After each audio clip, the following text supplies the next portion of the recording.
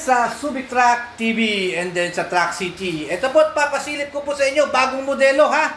Euro 5 na forward na drop side and then 6HK1 ang makina. Ito po, iikutan ko, iisa-isahin ko ang details. Ito po, 10 stud, bagong modelo, Euro 5 and then 11R 22.5, malaki ang gulong ha, pan 10 wheeler ang gulong and then FBR chassis, hindi siya FTR chassis, mas matibay ang chassis nito kaysa sa FTR ha.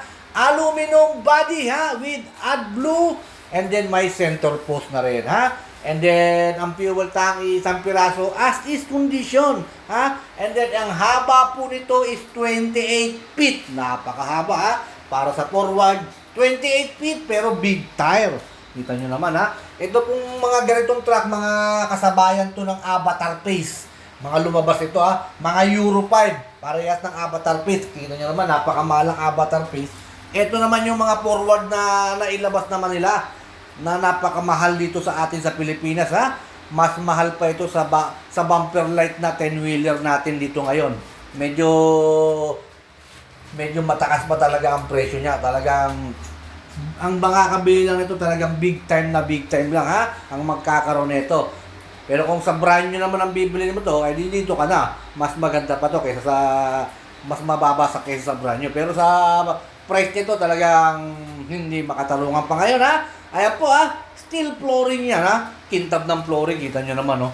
At hindi ganong makalawang ang flooring. Minsan may dumarating makalawang ha. Pero ito maganda, may center post pati. Ang haba, 28 feet ang haba. Ha? FBR chassis. Ha? And then, harap molye, likod molye rin yung harap at likod. Ha? And then, syempre, papaanda rin natin to para makita natin yung sinasabi kong dash. Kasi sa mga 6HK1, may mga dash po yan. Ha? Kung pataas ang dash, modelo. Ha? Ganun po yan. Ha? And then ito po, manual transmission ha.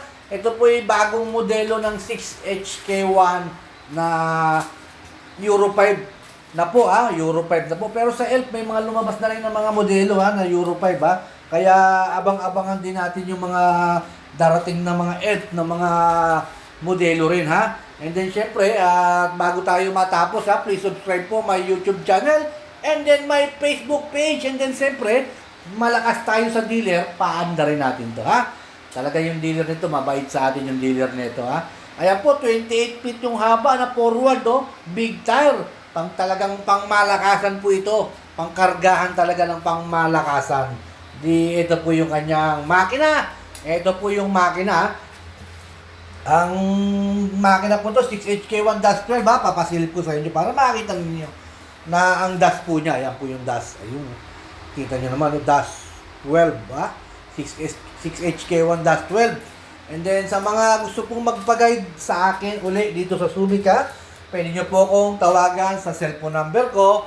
And then, pwede rin nyo po akong i-PM, PM nyo lang po ako. Para po, madali ko pong masagot kung mga presyo po ng mga truck.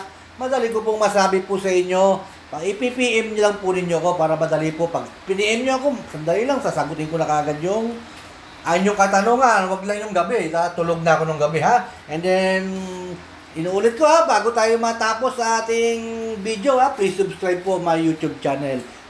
And then my Facebook page po. Maraming salamat ha. Ito po ang modelo ngayon ng 6HK1 na drop side, Euro 5, and then 28 feet, 10 stud, big tire. Maraming salamat po.